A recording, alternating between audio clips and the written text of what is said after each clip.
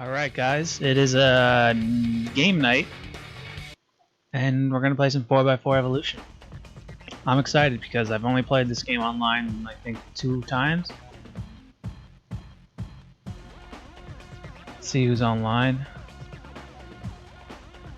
See who is there. Oh, that's it? Just PC Wizard? Alright, well, I'm going to join him. Maybe he's got some custom maps for us to check out. You know what? The problem is my Dreampi is not plugged in, so I'm gonna fix that right now.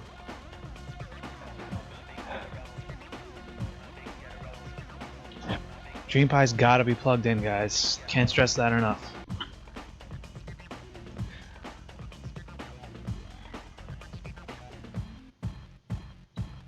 I got one light on my USB modem, but just I give it a couple of minutes, no, a couple of seconds. I should see 2 lights.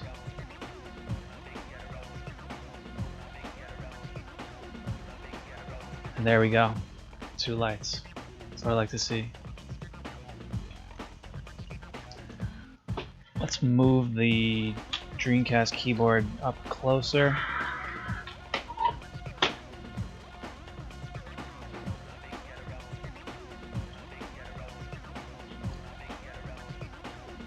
Okay, I'm ready.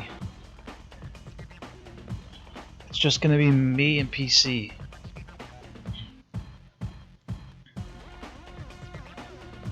But you know what? The night is still young. It's only 9:06, so I'm sure people will come in after. We just give them a little bit of time.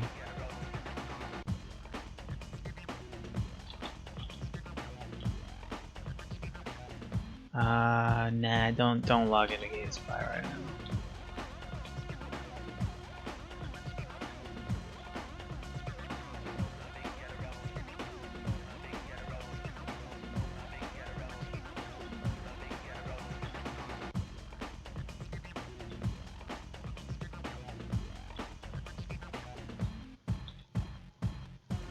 All right.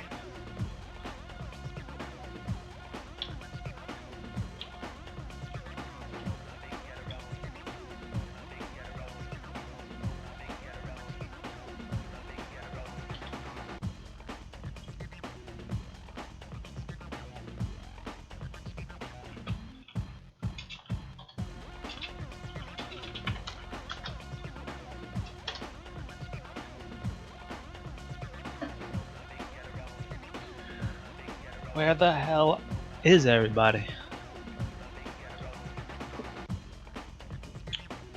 Oh man, PC Wizard has 2 yellow bars. Oh no, it's green now. I usually just assume it's my fault though. Maybe I'm having bad internet connection.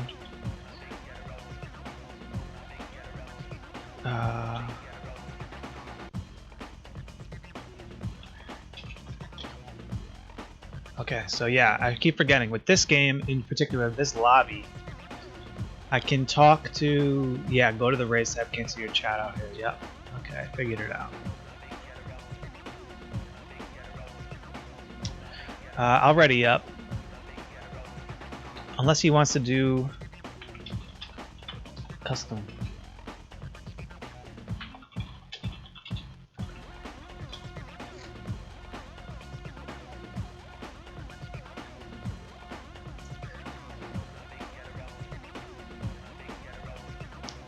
So what I've been up to lately, since I know you're wondering, I actually broke out this bad boy.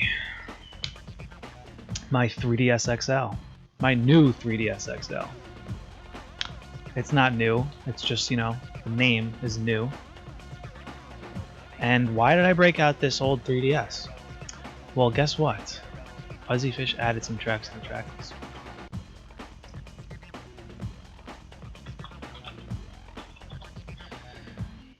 Well, that's cool. Well, so what I've been doing with my DS is not only did I break out my DS, but I also broke out this bad boy. Which, what is happening? I can't. Look at this thing. This thing is old. It is an old Linksys wireless router. And what I've been doing is I've been playing old DS games, not 3DS games, on the internet. They're just like kind of like how Dreamcast has it and PSO has custom servers, and most games have private servers.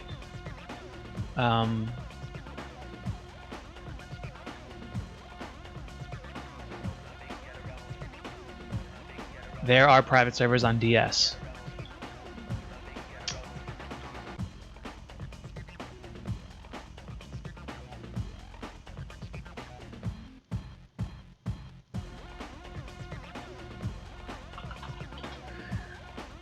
Oh, whoops. So why that's cool is because if you're curious about this, look up Dreampi on the internet, and you can see what I'm talking about. There's a whole bunch of lists. You could see actually if I was to go online on Mario Kart DS, you can actually go on the website and see that somebody's online, and you can see who's playing too, and you can see their whole friend code and everything. It's honestly amazing, and why I'm extra excited about it is because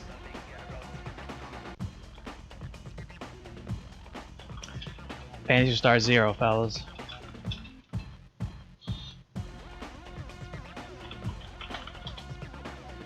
Phantasy Star Zero on the DS.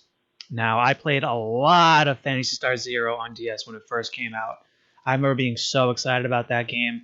Phantasy Star Zero, it really had no right being as good as it was on DS. Now, keep in mind, all we had prior to Phantasy Star Zero was Phantasy Star Online. And while Phantasy Star Online is obviously better, Phantasy Star Zero comes really close to being great. I mean, yes, there's no lobby. It just has straight up matchmaking. But that, I mean, it has everything you want. I mean, it has level up. You have to level up your mags. You have to hunt for rares. There are levels. There's the Hunters Guild quests. There is obviously boss fights, and it has some really good music tracks. I mean, it's as good as you're gonna get as Phantasy Star. It's the closest you're gonna get to having Phantasy Star Online on the DS, and I just can't really like recommend that game enough. And I guess now it's gonna be complicated because servers are down and you have to use a private server to connect, and even then there's not really like a dedicated community to Phantasy Star Zero on the DS, but there is an unofficial Discord out there for people that want to connect to private servers, and you pretty much just write a message, and especially since hacking your 3DS is so easy, you can just get any game you want for free, and you can play them all online. So it's not hard to just go on the Discord and just say, hey guys, do you want to play Call of Duty Black Ops? Or Phantasy Star Zero, Mario Kart DS. If you want to play any game, oh wow, I'm really stuck there. Usually, if someone doesn't have that game, they'll probably just download a ROM with it. But since I had Phantasy Star Zero when it was officially released, I still have my old character who's like level 70, which is a pretty high level for that game. I don't exactly remember what the max level was in that game, if it's 100 or 200, but I think it's got to be more than 200. But honestly though, my character is kind of messed up because I was just an idiot and I raised my mag to like only have pretty much almost like a straight dex mag. It didn't really put enough power. I didn't level up the power enough. And yeah, my character is just fucked. I mean, for a level 70 character, he's really not that strong, especially because it's a ranger and not a hunter, so it suffers even more for that reason. But I'm still down to play on hard, or I don't think there's an ultimate mode. I think it's just normal hard and super hard, if I'm remembering correctly. But yeah, I mean, there's two ways you can connect with your DS online. You can get an old router. If you try to connect with your current router, it's not going to work because the DS only connects online with like a certain kind of like encryption, and it's WEP encryption, not WPA. So I broke out that router, and I set it up for WEP encryption, and open whatever. So I mean, obviously that router, I'm only gonna plug it in when I'm playing DS online. Definitely don't want to leave that just plugged in and on all the time. But I actually just got it working about an hour ago. A couple of weeks ago, when I started connecting my DS online, I started doing the hotspot option. You can take your phone, most phones nowadays have this tethering option, so you can just turn your phone into a hotspot and have your DS connect to it, and it should work. I had it working a couple of weeks ago, and I was playing Call of Duty like Black Ops and Call of Duty Modern Warfare. You'd be surprised, there's like 4 Call of Duty games on the DS. They all have online. It's pretty interesting. So I was playing with these people, and we were trying to get games of like 4 of us playing. Unfortunately, with the zombies mode, you can only do 2 players. You can't do more than 2 players. But the problem was, I was only able to connect to this one guy for some reason, and then every time we tried to do like 3-player or 4-player deathmatch, we would all get errors. And then, but it's weird. I don't know what to think about it. I think obviously if you have a router that works, the router is going to always be a better option than the hotspot. But at the same time, I don't know. I mean, maybe it's just for different games, because I remember with Metroid Prime Hunters, another first-person shooter, which I did play a lot of. And fun fact about Metroid Prime Hunters on DS, if you didn't know this, if you're using the friend codes, you can talk to each other, like straight up voice chat, and it works really good. It's amazing. I remember being amazed with that back in 2005 when the game came out, or 2006. Fuzzyfish is here. Okay, I gotta finish the race.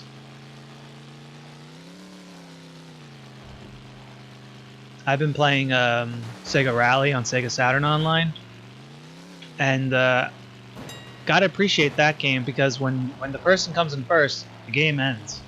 I don't have to torture myself and be embarrassed. Keep playing.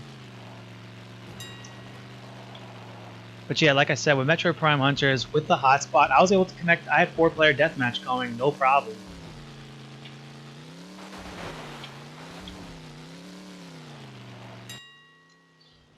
But yeah, I mean, I don't know. I was having trouble connecting with my hotspot today. I don't know why, but it wasn't working at all.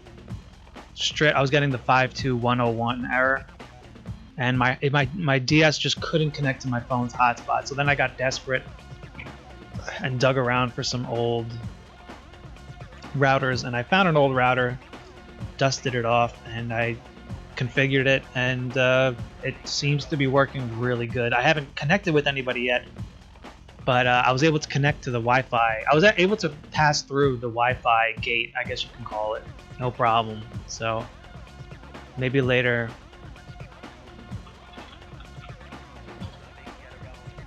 I can get a game of Phantasy Star Zero going. Maybe I'll record it, but I don't know. I mean, it's gonna be kind of lame. I mean, I'm gonna be literally pointing my camera at my DS, and it's gonna look super amateur and just not look as good, because I'm not gonna be on an emulator. But I don't know. Maybe I might do it. We'll see. If it turns out good, then everything. Maybe I'll upload it to YouTube. We'll see. I kind of want to, because I just want people to be aware. I mean, we got to get the word out there that you can play online on your Phantasy Star with Phantasy Star Zero on your DS if you really wanted to. I want the word to get out. I want the community to be out there. I hate when there's no information about anything on the internet. You're interested in something, and there's no videos on YouTube. There's no guides. There's just not information out there. There's no community for it, and then that like makes you not really want to pursue it, because especially a game like this where it's online. I hate that. So if I can just get a couple of videos on YouTube out there and put in the description my Discord and say, hey, you ever want to join, hit me up, Like that'd be great. I mean, I would love that. I want. It's a great game, and it's a game that, you know, it's a game that I can always go back to. You know.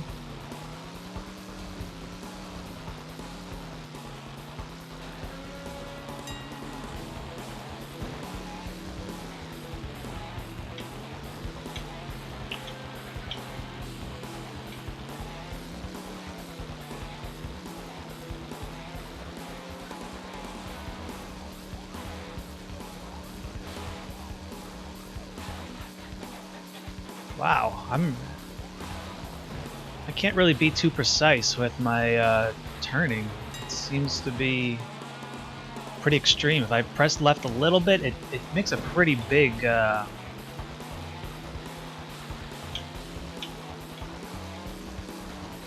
turn.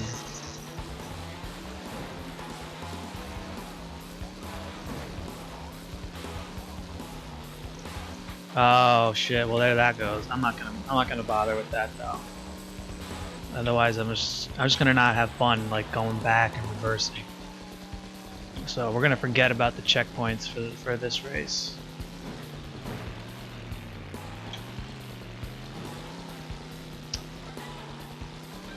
Yeah, I also bought recently a Sega Saturn mod chip. Because, you know, I've been playing Sega Saturn Online a lot, and it's a bit of a pet peeve that I can't access the chat function. And I know it's because I do the swap trick. And it's just really annoying. I bought the Netlink, not the Netlink, but the Sega Saturn keyboard adapter and everything, and I just can't use it, and it bothers me. And I know it's because I'm using the swap trick. It doesn't matter. I thought it was because I was using burn games, but it doesn't matter that I'm using burn games. It's all because I'm doing the swap trick. I guess for whatever reason, after you do a game on the Sega Saturn Netlink, it like re-authenticates that you're using the right disc, or maybe it just resets something. Something gets reset, and you know where I'd normally be doing the swap trick, I can't do a swap trick after the game. It just doesn't. It's just messed up. So I bought the mod chip, and turns out I actually do have. I was thinking, oh man, I got to spend hundreds of dollars on a soldering kit, which I wasn't looking forward to doing. Which I would have done though, just because it's something that I'm gonna have to do eventually. Hey, somebody followed me. Thanks, dude. I gotta fix that that alert. Just got like all cut off.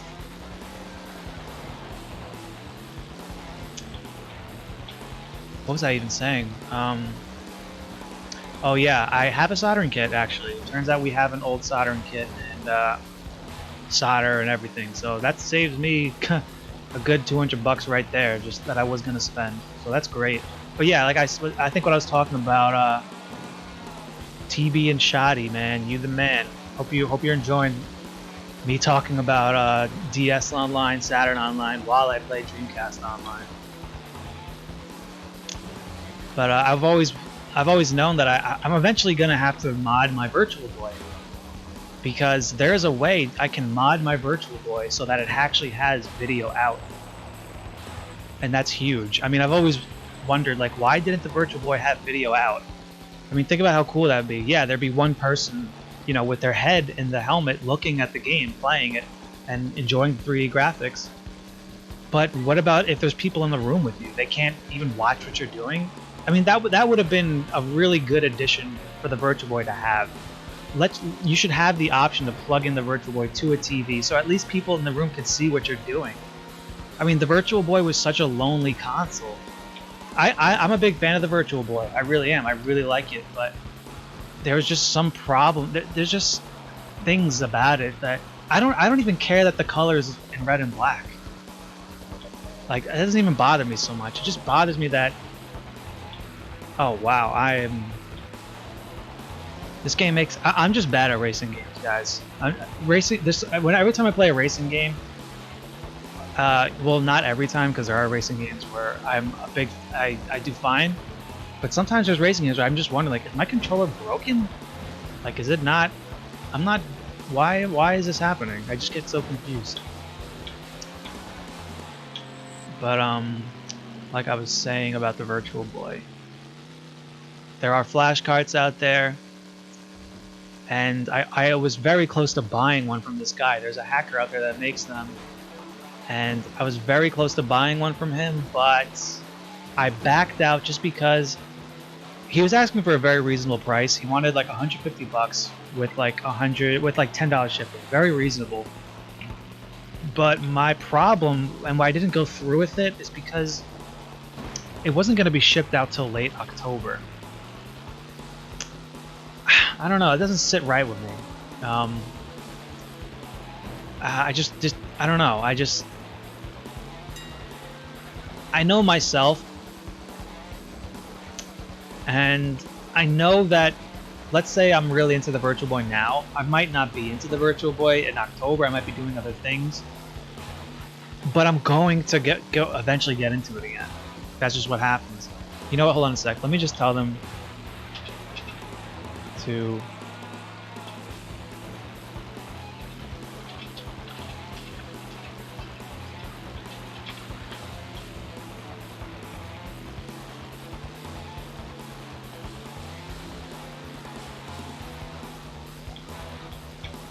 Yeah, okay. It's a good thing I told them that, because being on lap 1, yeah, you guys aren't going to want to wait around for me to beat all 3 laps, which I probably wouldn't have done anyway.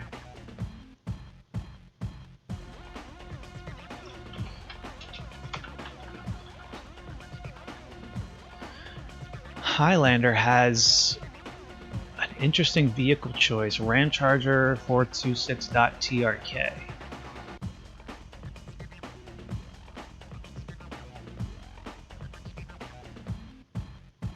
I'm going to choose a different vehicle because, I don't know, it's the default one, and I guess maybe it's not that good. This guy's using a Silverado 1500. Let's see if I have that option.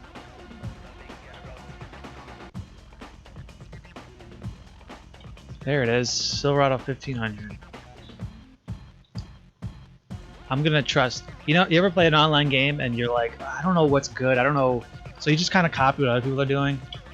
It's kind of what I just did. See, all this stuff, that's when I just don't know shit about cars, guys.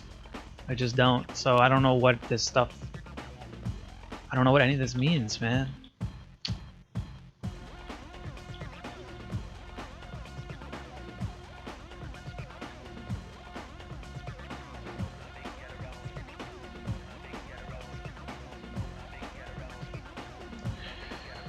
Fuzzy Fish. I guess he's the guy that was responsible for having downloaded tracks or something like that.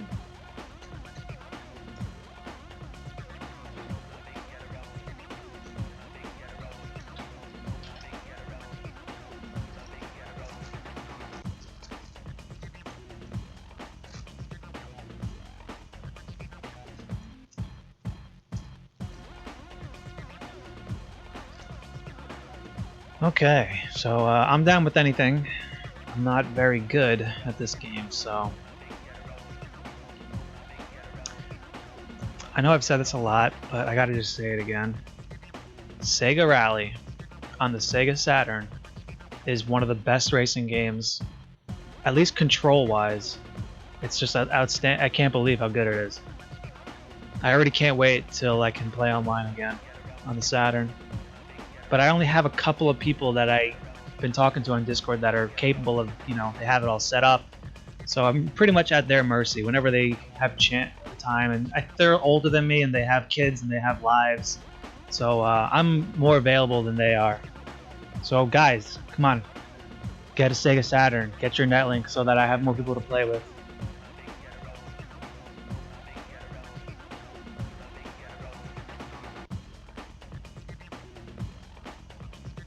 Oh wow, the dev himself turned over the domain and source code to him. That's pretty interesting. I didn't know that. That's pretty cool.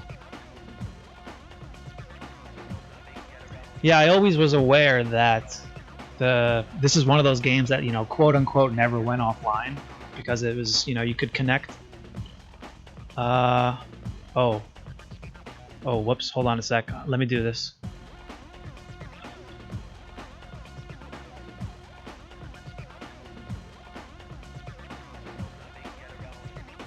Okay, wait. I know what I need to do. Wait, do nothing.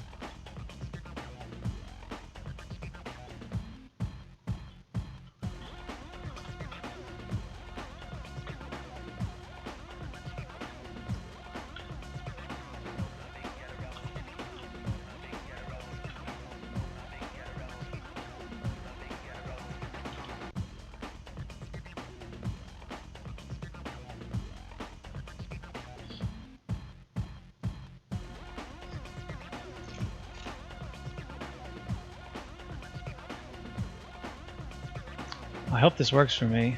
It looks like it's going pretty good. 64%. And I learned last time that I did this that I don't have to save it to my VMU if I don't want to, so that's pretty good. I'm ready. So, I'm aware that this game and you know, Quake and PSO and Maximum Pool, and I think even Starlancer maybe was one of them that, you know, never really went offline and you could always kind of play it. I think Quake 3 is a real one. Like, that one really technically never went offline. I don't know. But when I was 13 in 2005, which was when I bought my Dreamcast used on eBay, I was so interested in getting my Dreamcast online. And I remember the only place that I could find information on that was this website called onlineconsoles.com. And I remember it had like a list that showed like the online games and how Maximum Pool was one of them, and PSO and Quake. And I had PSO, I had Quake, and I just, as a 13-year-old, I just didn't know shit. Like, I didn't know, I couldn't get it. The BBA, which I should have bought it back then, because I remember the BBAs in 2005 on eBay were like $100. Definitely saw one or two that sold for like $90. So I, you know, it's just one of those things in hindsight. Like, oh shit, I should have bought a BBA. But since I didn't have the BBA, I didn't have a dial-up ISP. Oh shit. Oh man, this level looks interesting. Oh wow. Wow, no. There we go.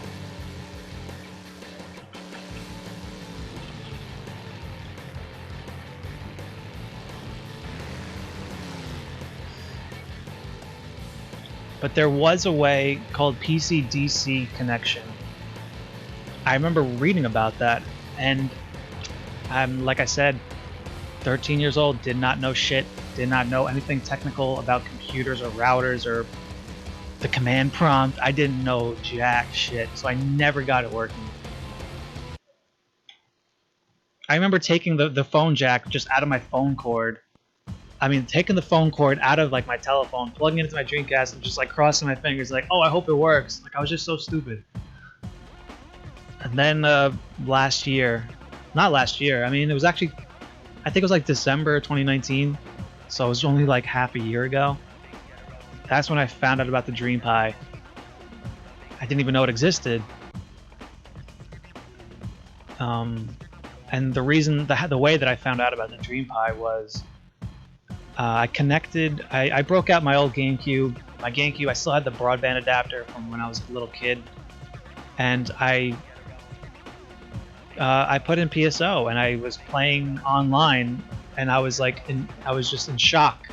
I couldn't believe, I found a guide on how to connect to the internet, and I was just like, wow, I am playing PSO on the GameCube in 2019 with the character that I grew up playing with when I was 10 years old, because I have all my memory cards.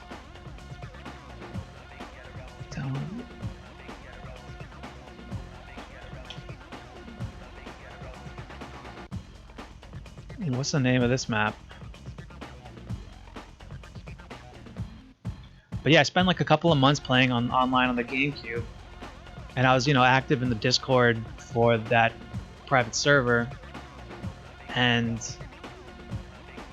they were talking about Dreamcast, and I remember when I first connected to ShitHack on the PC in 2008, I knew there was a way. Download.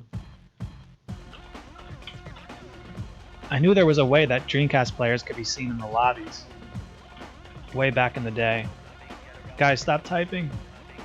I don't want to... Alt. Okay. So people were talking about that now, and use the browser tracks for op tracks. I'll check it out next time. I think I know what you're talking about, PC Wizard. So I'll check it out. I think I got it now. Yeah, I'm doing like the annoying hard way, I guess.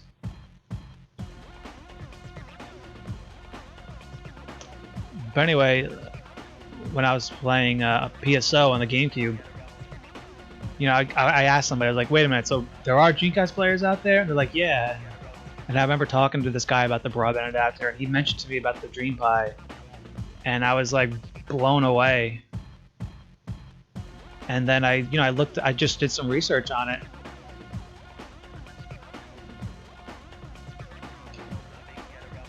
And I actually came across your channel, PC Wizard, Dreamcastic channel, and I saw that you were doing live streams every week, and I was like, holy shit! So there's like an actual community out there, like people are playing Dreamcast online, and I mean the rest is, well, when I found out about it, it was like December, so I was kind of more busy with stuff, so I kept it in the back of my mind.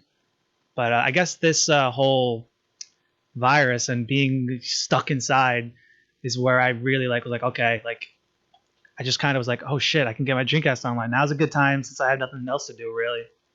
I mean, not that, trust me, even if I was super busy with shit, I would still find time to play the Dreamcast online. But I set it all up and got the USB modem. And yeah, I've been playing a lot of Dreamcast online.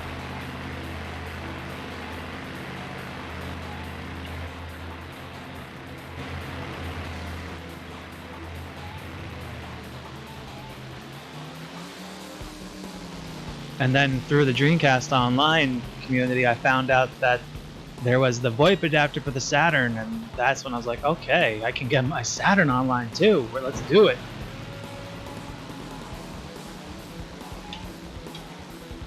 All right, I'm in first. I can't mess this up.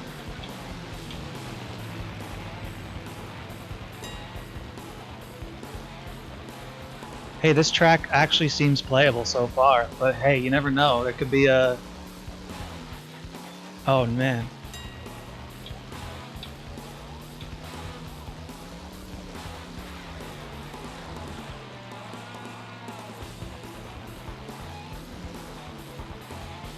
Oh, and by the way, guys, I'm level 78 in Phantasy Star Online on Dreamcast. I think I'm gonna have to stream another next. I want to have it on video when I. Oh man, I might not make this jump. Oh man. Oh. Yeah, I knew it was too good to be true. This is brutal. I can't even get out of this. Oh, I think if I press up on the D-pad. Okay. This is what you got to do. But yeah, I need to get it on video of me hitting level 80.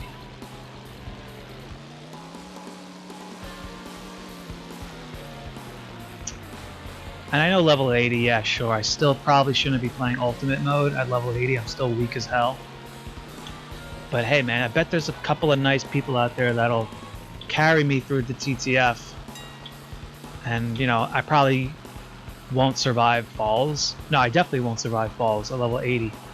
But we could do a couple of runs from forest to mines and TTF. Definitely could go for... if I remember, because I remember on the GameCube, getting from 80 to 90, if you're carried, you can do that in like a day. If you have people that are really high level, they're going to carry you doing TTFs. You know, we just quit out before falls. Just quit. So I gotta find some buddies to carry my ass.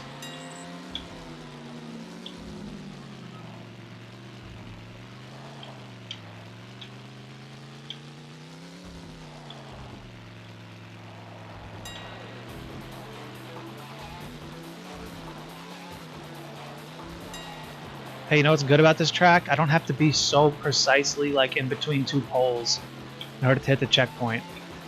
Kind of like that.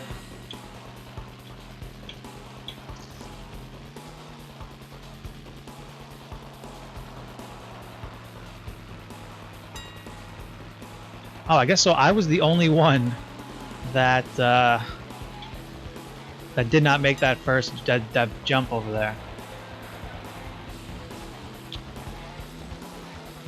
Yeah, dude, this is definitely not a bad track.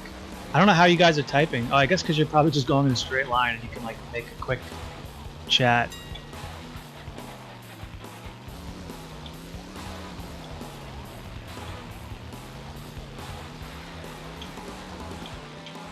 All 204 tracks are great race tracks. Another game I've been playing recently is Lethal Enforcers 1 and 2 on the Sega CD. I have the light gun, the Konami Justifier light gun, and I've been playing it, and those games are fucking hard, man. I can get, in Lethal Enforcers 2, I can at least get to the final level, but then I die, and thank God though, because in Lethal Enforcers 2, there actually is, oh, I'm not going to make this jump. Ooh, I did, not by much though. But anyway, Lethal Enforcers 2 on Sega CD has a cheat code where you can level select. And thank God for that, honestly, because I've always, you know, I want to see what the final boss is like. And I finally got to the final boss with like many continues remaining. You know, I used the cheat. That boss is impossible. It's insane how much shit they're throwing at you at once. You can, it's literally, I don't believe that anybody can beat that final boss with the light gun with one player. It's impossible. The only way, and this is usually kind of how it is with certain light gun games, you really do need 2 players. Because light gun, with most light gun games, 2 players doesn't increase the difficulty. What it does do though, you both share continues. So if you have a second player with you and he sucks, he's gonna waste all your continues. That's not good. But if you have 2 good players, it's so much easier than just when you're by yourself. And Lethal Enforcers 1 and 2 on the Sega CD, it's just like that. And I have nobody to play with. So it's not happening. And Lethal Enforcers 1, it's also a very difficult game, but it's harder than 2 for different reasons. Lethal Enforcers 1, the bosses are... Like Lethal Enforcers 2, you have a better chance of getting to the final boss than you do in Lethal Enforcers 1, because in Lethal Enforcers 1, they have this mechanic, this feature, I guess you could call it, where if you don't do well, you have to do the level over. Like even if you make it, even if you beat the boss and you beat the level, it'll still make you start the level over if your accuracy isn't high enough or if you've killed an innocent victim. I mean, it's such bullshit. I mean, there's going to be times when you're going to kill those innocent victims that pop up and they're like, you know, don't shoot, and you shoot them. Because those idiots should have just been staying crouching behind the desk. And it's brutal because in Lethal Enforcers, like even if you shoot a victim, it's not like the game ends, which it might as well end, since you're going to redo the level again. Even from killing one innocent victim, you have to do the whole level again. But it doesn't tell you that. It doesn't say game over. It lets you keep playing, and you'll do the whole level, beat it, and then just to do it again. So the second, my advice, if you kill one innocent victim, just press the reset button, because you're going to do it all over again anyway. And which is even more brutal. I've had to redo levels without killing any innocent victims before. And you know what? Because my accuracy wasn't high enough. Like it's insane. So I've only really ever gotten to like the 3rd level in Lethal Enforcers 1. It's as far as I could get, because I just get tired of, you know, I don't kill any innocent victims, and just because my accuracy isn't fucking amazing, I had to do it again. It just pisses you off. And even besides that, I mean, it's a hard game. It's still a hard game. When you go from one level to the next, it's not like it's not like you regain your health either. Like, which is like, come on, like at least give me full health when I'm starting a brand new level. It doesn't do that. It's hard, man. It's hard. Lethal Wars 1 and 2, very hard. And it's interesting because those are by far the best light gun games on the Sega CD. There's 7 Sega CD light gun games, and 2 of them are Lethal Enforcers, and the other 5 are just fucking not good. 4 of them are FMV games, not good ones, and the other one is Corpse Killer, and we all know about Corpse Killer, which Corpse Killer is an actual. It has FMV cutscenes, but it's not, you know, it's your typical light gun shooter. I mean, I guess you could say typical. I mean, it's such a ugly game, but, and it's weird. Like, if you look up on the internet, Corpse Killer on the Sega CD is actually the only port of Corpse Killer. I came in first place. What? I guess they were too busy typing and chilling. The DC online community really blew up in the last 5 years. Oh, dude, I can imagine. I mean, Dreampi must have made it so much more accessible because people like me couldn't figure out that PC DC shit and didn't feel like shelling out $200 for a BBA.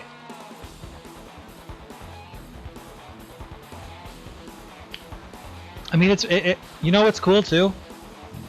You probably aren't aware of this, but the GameCube community, it's also blown up. And just over the past, since September, because on GameCube, if you wanted to play Phantasy Star Online on the GameCube, you pretty much had to have a copy of the disc. There was no way around it. You had to have a copy of the disc.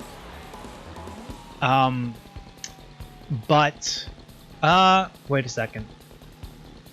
If you were playing on the computer, because there's a way to play on Dolphin. If you're playing on Dolphin, you don't need a copy of the disc. But if you want to play on either a Wii or a Wii U or the GameCube, which the majority of the people on Phantasy Star Online they're usually on a Wii, you had to have a copy of the disc, and the copy of the disc is like $60, $70 used nowadays. But in September 2019, there was this homebrew app called Nintendon't, which emulates the BBA, and basically you don't need a copy of the game anymore. And that's made the game, because I remember in like September, you go online on the GameCube and maybe there's 10, 15 players online. By January of 2020, it wasn't uncommon to see 30 players online at once.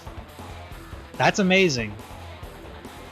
It's just crazy that there's people out there that get this shit going.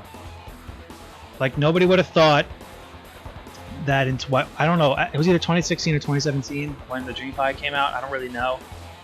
But who would have thought that then, so late, like 15 years after the Dreamcast, well, not 15 technically, but now there's another method to connect. 2019, fucking, I think GameCube servers went down in 2007. So 12 years later, now there's an even easier way to get on the GameCube online. It's crazy.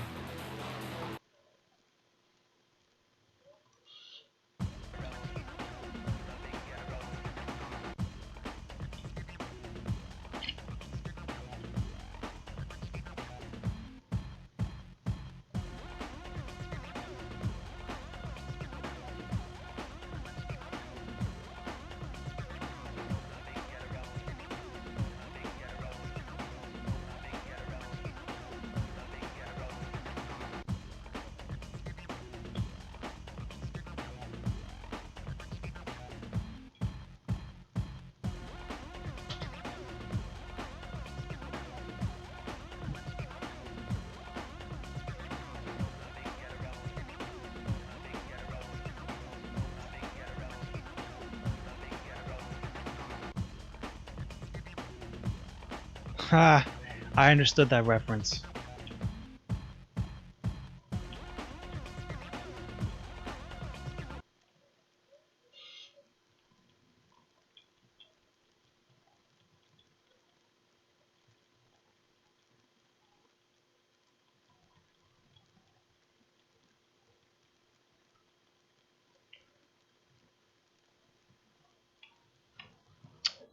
Obscure reference? Yeah, I guess it's pretty obscure. People should know where that's from, though. I'd say that movie's quote unquote culturally significant.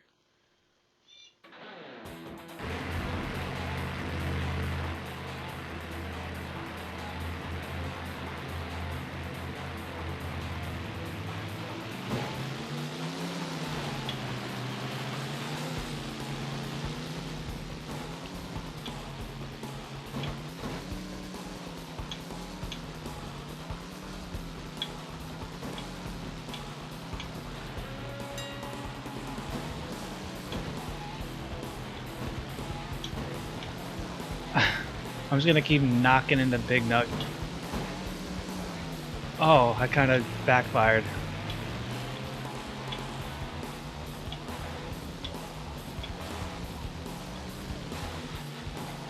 Oh, I gotta be, no! I gotta hit this checkpoint.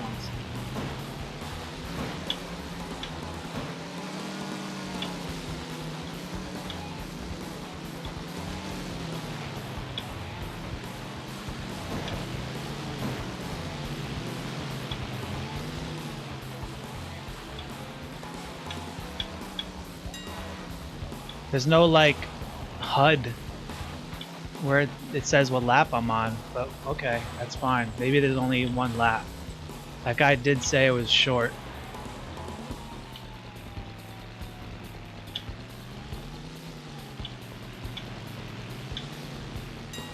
Oh no.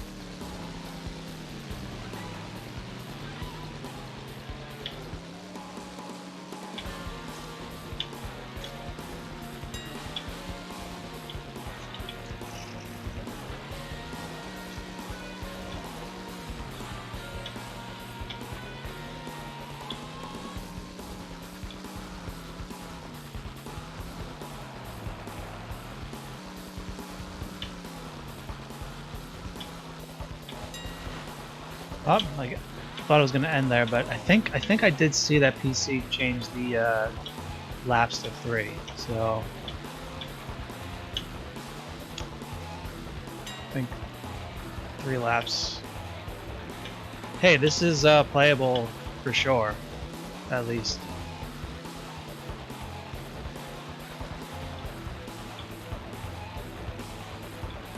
So let's talk about more video games. I recently burned a copy of Shining the Holy Ark on Sega Saturn. And it's, you know, it's an turn-based RPG, and there is an English patch of Grandia 1 out there. It's not 100% complete, but you can beat the game with all the important stuff is in English, so it is beatable, but you know, the cutscenes do not have subtitles, so you're not going to know what's going on in the cutscenes, the FMV cutscenes, at least the voices you won't understand.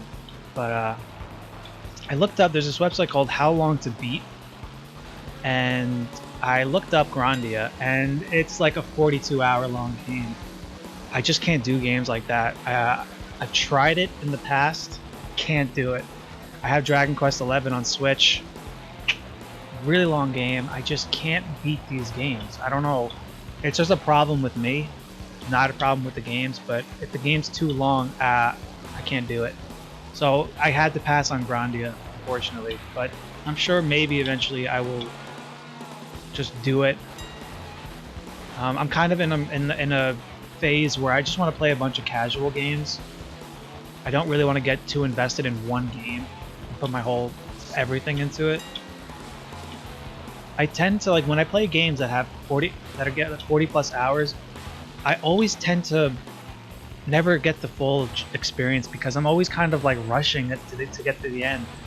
There will be points where I'm like fully immersed and I'm not thinking about, oh man, when is this game gonna end? But there will always be a point where I'm like, is this game really not over yet? Like, doesn't matter how much I'm enjoying it. I remember that happened with Breath of the Wild, this Zelda game. I was like, damn, like this is doing these shrines. I'm actually part of the crowd that thinks Breath of the Wild wasn't as good as everyone says it is. So hopefully I'm not triggering you by saying that. But I think that game needed more cutscenes. for me to feel invested into the story. For a game that's filled with so much shit, it sure does kind of feel empty. I don't know, I just wasn't a fan of the shrines, and there was like 120 shrines, which I'm sure there's more now with the DLC, which I never got. But I think the longest like classic, like old school turn-based RPG that I beat would probably be Phantasy Star 2 on Sega Genesis. That game is like around 40 hours long. I think it's like 40, yeah, it's around 40 hours long. That game, Phantasy Star 2 on the Genesis, is grueling. It just, like, that game, I'm a huge Phantasy Star fan. I've beaten every single Phantasy Star game that exists, except for Phantasy Star Universe. I did not like that game at all. And I technically haven't beaten the Text Adventures games. But Phantasy Star 2 is fucking... I think Phantasy Star 4 is probably my favorite RPG of all time. But anyway, I kind of went off on a whole thing. Shining the Holy Ark. I decided to start playing that RPG because that RPG is only 20 hours long. That's very doable. Okay, Shining Force 3 is another 40-hour game. Grandia 2 on Dreamcast is like 40 hours. Skies of Arcadia on Dreamcast is also 40 hours. So 20-hour RPG, that's right up my alley, and I'm enjoying it a lot so far. But definitely need to, I definitely need a guide for that game. Even though it's short, I still need a guide.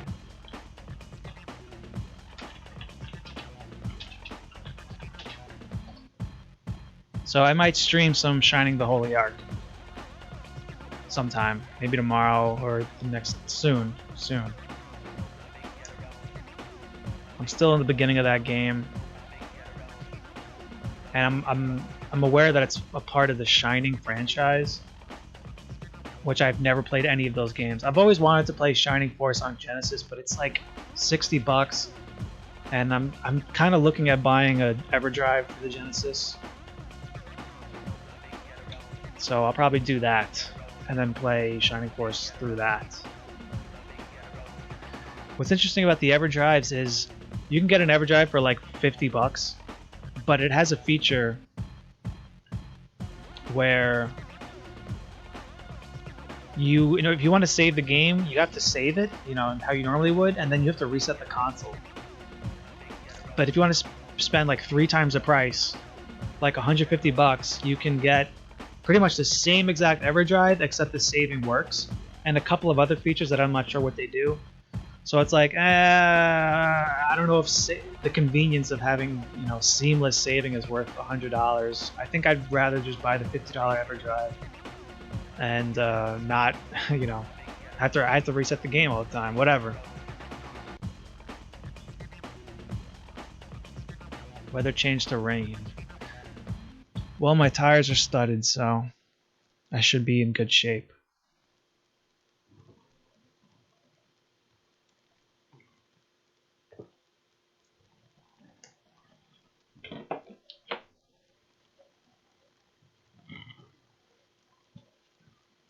As you can see, I'm not drinking alcohol, just the Pepsi. A zero sugar Pepsi. Wait, zero sugar? Yep, it's just called Pepsi Zero Sugar. What happened to Pepsi Max? They changed the name? I thought it was called Pepsi Max, but it's not. You know what? I thought it tasted a little different. So this is like a new drink. I didn't even realize that.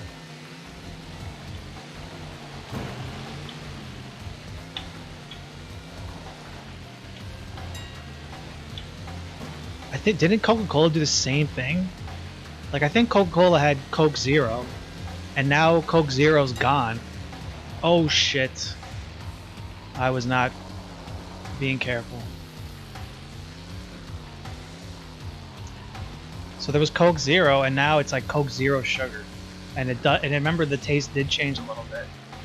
And now Pepsi did the same thing. It's not Pepsi Max anymore. Pepsi Zero Sugar.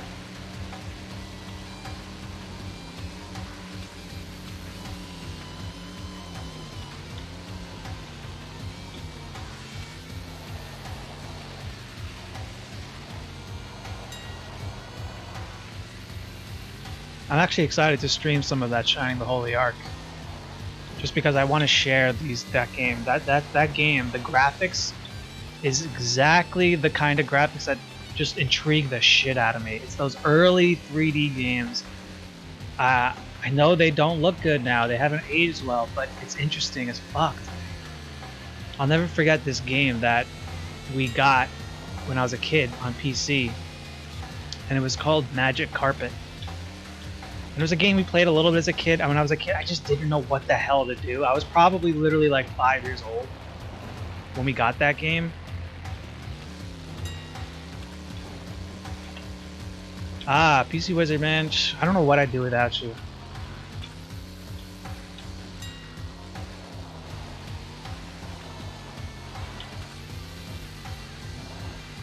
But anyway, it was a game we played for a little bit, and me and my brother and my dad, we would all kind of like huddle around the computer and play it, and we didn't know what the hell was going on, but we were intrigued by the graphics. Because at the time they were good, they were fine. And I'll never forget when I got my Saturn in 2008, I was just looking at games and burning. It was the first console I ever burned games for. I was like 14 years old. And I came across Magic Carpet, and I was like, oh my god, Magic Carpet, this is that game we played when I was a little kid. And I burned it, and I was playing it, and you know, I was having my nostalgic, you know, tingling feelings inside. I was like, wow, I remember playing this and shit. And then I realized I still don't know what the fuck I'm doing. Even though I'm fucking a lot older, you know, I should be able to figure out what the hell's going on. And I still never really fucking figured it out. I watched like speedruns and walkthroughs, and I mean, I don't remember now, but at the time I was kind of understanding it a little bit better. Magic Carpet is one hell of an interesting game. And if you're curious, if you want to just see what I'm talking about, just look at like images, go on Google, just type Magic Carpet game, and just look at the images of this game. It's fucking like, it's just creepy. That's the thing with early 3D graphics. It's creepy. It has like a weird vibe to it. Like I remember the first time I played Quake as a kid. That was a creepy fucking game too. Quake 1 I'm talking about. Wasn't a big fan of Quake 2.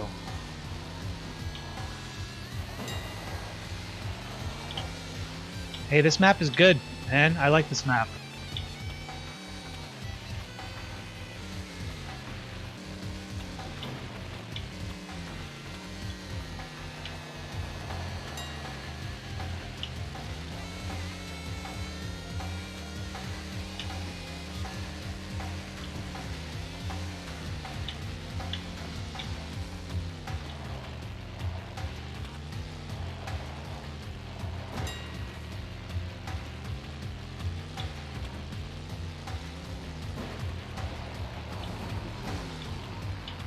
Oh, I have no chance now of catching up.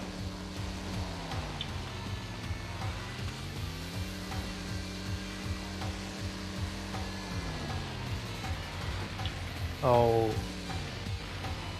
Oh my god, it brought me back all the way there. That's pretty brutal.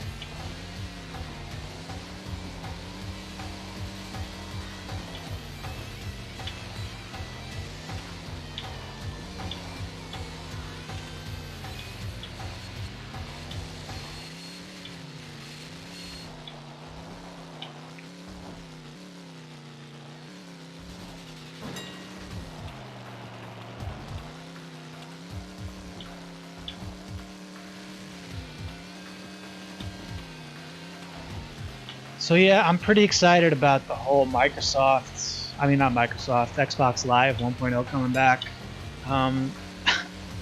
You ever, like, maybe you research something on the internet before you go to sleep and then you dream about it? I literally had a dream last night that I went into this basement of some. It was really a weird dream, man. But basically, there was a bunch. I basically found an original Xbox in my dream, and I stole it from wherever the hell I was in my dream. I was in like some basement of like a gym. If that makes any fucking sense. and I found it at original Xbox, and I remember I took it home. And I was like explaining to my older brother, who I haven't seen in a while, and he doesn't even live with me. And this dream just makes no sense. I think it's because when we had an original Xbox when I was like a little kid, it was my older brother's Xbox, so that's probably why he was in my dream. But I was trying to explain to my brother that I found our Xbox from our childhood in the basement of a gym, and that's basically the that's basically the extent of the dream I had last night. Because before I went to bed, I was like reading about, you know, the Xbox Live 1.0 and everything, and I was pretty interested. Dreams are weird, man. I'm one of those people that I have vivid dreams. I've gone through periods in my life where I don't dream at all, and then I have periods where I'm dreaming a lot. I'm dreaming every single night. It's always like I'm going on this little mini adventure. I mean, I'd rather dream than not dream at all. If I'm going to say something about that, yeah, I mean, why not? Even if the dream is like kind of like a bad dream, like a nightmare, I guess. It's just fun. Dreams are fun.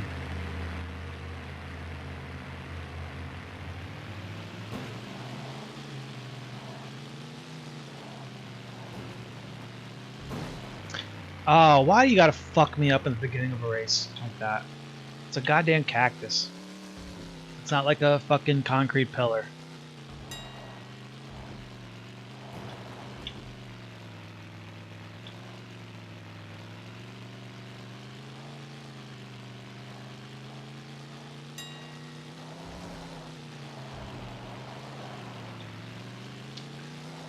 Oh, I think I've played this map before, yeah. This is one of the... This is a pretty decent map.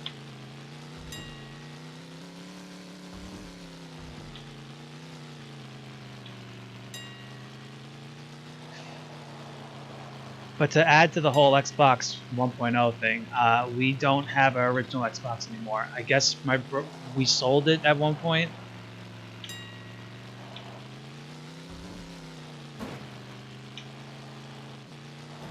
Which is a shame. But they're not too expensive. You could probably get an original Xbox with all the wires and the controller for $100. So it's reasonable. Definitely shouldn't be that expensive, to be honest, but whatever. At least it's not like 150, $200. Because that's when it gets like unreasonable, in my opinion. So if that Xbox Live 1.0 ever does come out, and it gets released, and Microsoft doesn't just shut that shit down, I'm gonna buy an Xbox, and then I'm gonna mod it and get all the ROMs I can get on it, because there is some great titles on Xbox. I'd personally be the most excited, and I missed that checkpoint. I can't go back and get it. But I'm most excited to play Counter-Strike.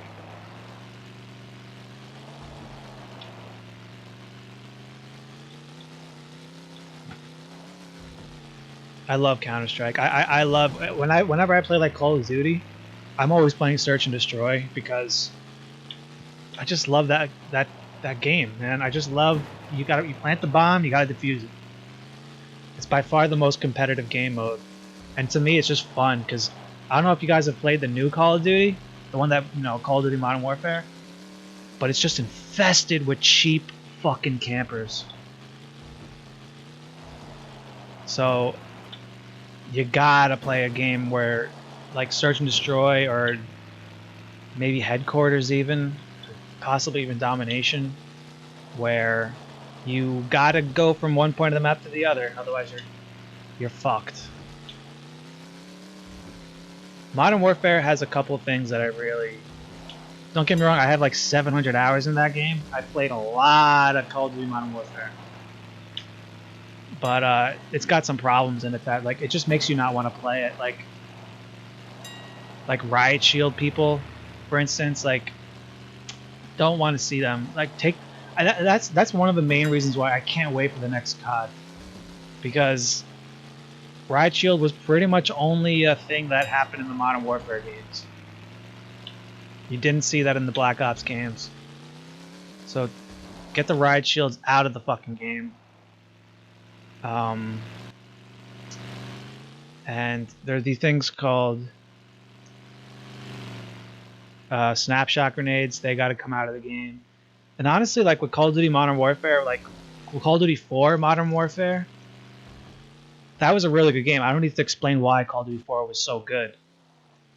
But I think Call of Duty 5 World at War is much better. I mean, holy shit, Call of Duty, it pretty much took what Call of Duty 4 did right with the create a class, you know, the prestige, just the online multiplayer was so good, and they just made it better. They put a World War II skin over everything, which to me is more interesting than modern. I mean, and then they added online co-op, online campaign co-op, and zombies. I mean, COD 5 had a lot of options.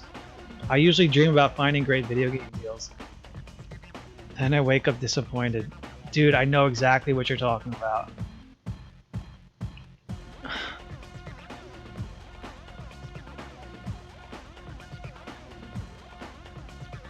Yeah, dude. It just, I mean, if you're dreaming about video games, it's like crazy. It's just, you just really love that shit. That means you're really into it.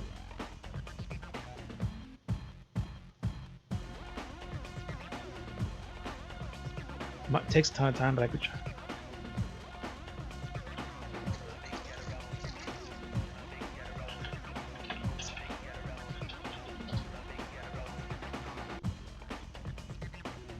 Black gold.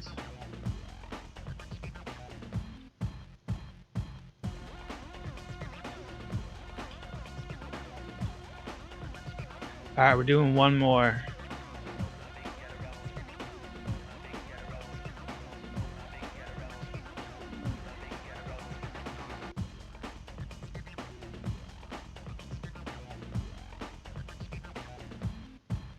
Oh wait, I think what I downloaded was a map pack. A map pack maybe?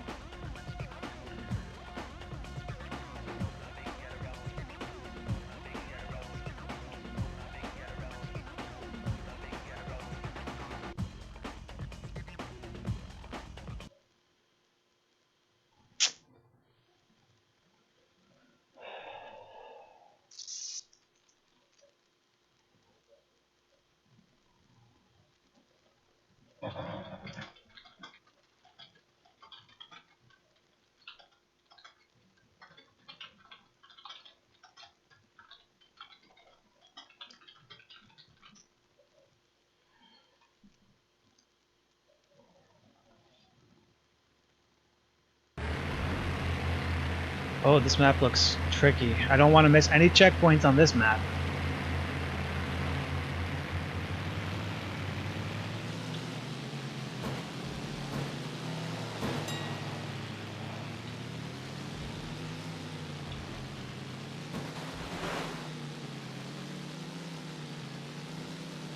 Oh, PC. Oh, you fucking tilted off the bridge.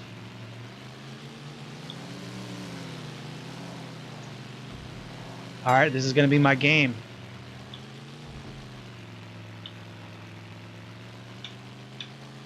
Oh, no. Okay, we're good, we're good.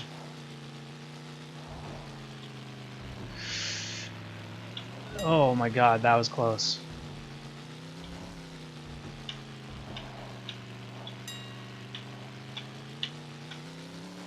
No, no, no.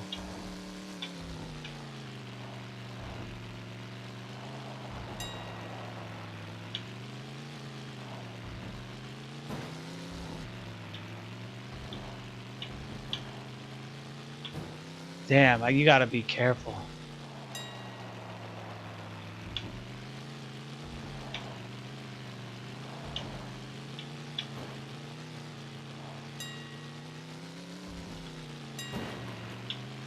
You gotta like, I gotta take it slow. I gotta like I gotta break it hard. Oh no, no, no, no, no. Damn, I'm stressing out here, man. This game's stressing me out.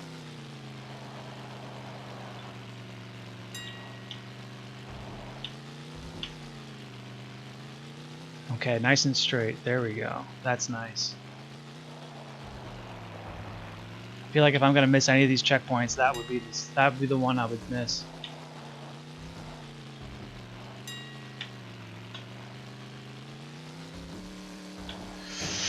No way! I was doing so good.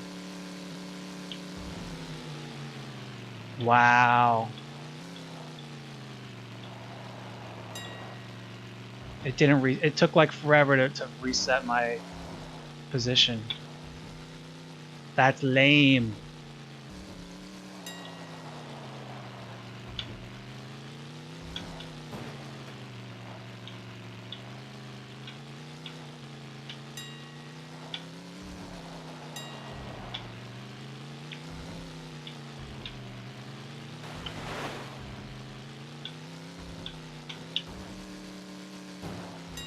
So Big Nuggy's got to mess up now, otherwise he's gonna win.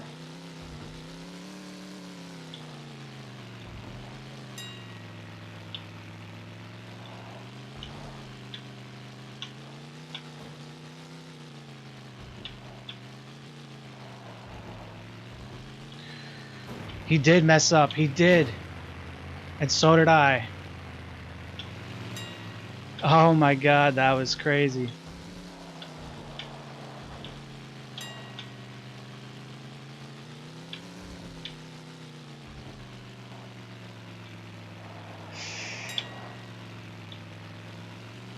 I can't even see where I'm supposed to go. Okay, gotta make it right.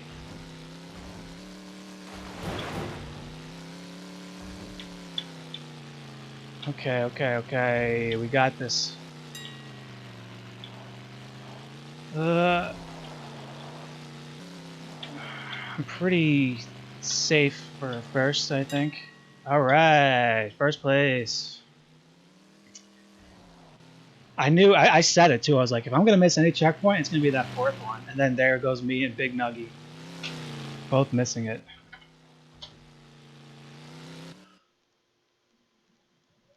Nice, guys.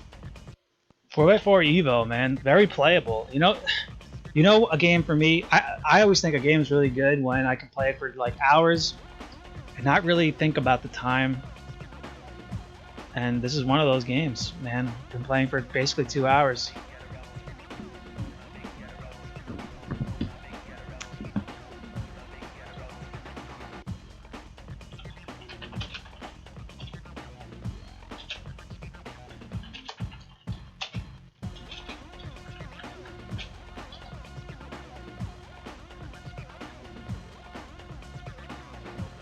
I just crashed past.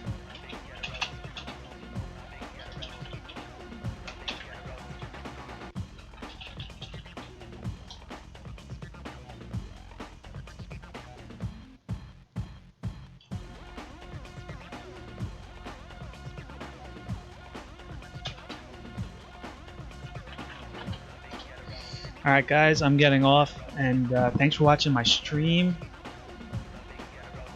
And that's 4x4 Evo. It's a good game. You better have it. Peace out, guys.